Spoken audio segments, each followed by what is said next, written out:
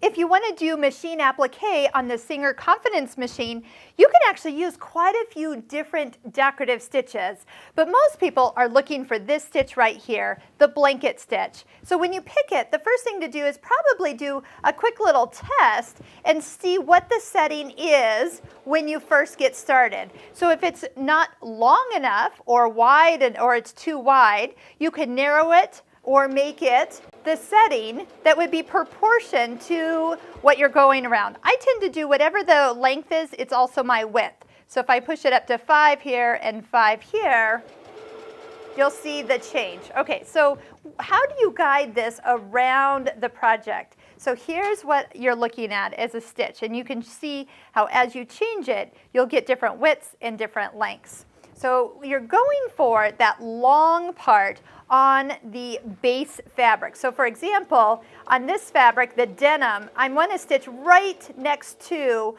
the raw edge of the grain. So I just need to kind of find a place to kind of watch where I'm going and then have it jump in. Now if you're working around a curve or a corner, make sure you just turn the hand wheel down, and then that way you can turn the corner really, really easy here. Kind of caught my tail, so I'm pulling that out. All right, so you just need to manipulate this stitch for the item that you're going around.